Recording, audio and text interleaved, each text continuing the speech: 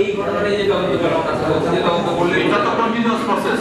আমরা আপনাকে সুনির্দিষ্টভাবে কত দিনের মধ্যে পাওয়া বলতে পারবো না। আমরা কন্টিনিউয়াস প্রসেস, এটা তো আপনি নিজেই প্রস্তুতি দেখছেন। এটা তো আমরা মূলত আজকে হচ্ছে যখনই এই গোলাগুলির সংবাদটা পাই, এরপরই হচ্ছে পুলিশ এবং আমরা র্যাব আমাদের হচ্ছে গোয়েন্দা তৎপরতা শুরু করে দিই।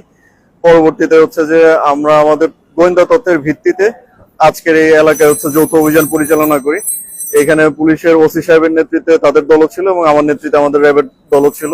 তো আমরা এখানে হচ্ছে যে আপনারা যা ইতিপূর্বে দেখেছেন যে 5ই আগস্টের পরবর্তী সময়ে থানা থেকে লুট হওয়া গোলা বারুদ এবং হচ্ছে দেশীয় বিভিন্ন অস্ত্র, যেগুলো দিয়ে এলাকায় মূলত আধিপত্য বিস্তার এবং নাশকতা করা হয়। এছাড়াও হচ্ছে আমরা তাদের বিভিন্ন গোপন আস্তানা পেয়েছি, যেখানে আসলে মানুষকে টর্চার করার আমরা বিভিন্ন প্রমাণ পেয়েছি। তো আমরা চেষ্টা রাখবো এই ধরনের অভিযান প্রতিনিয়ত পরিচালনা করে আমাদের নগরীটাকে আরেকটু বাসযোগ্য করে তোলার জন্য। দৈনিক আজকের বাংলা .net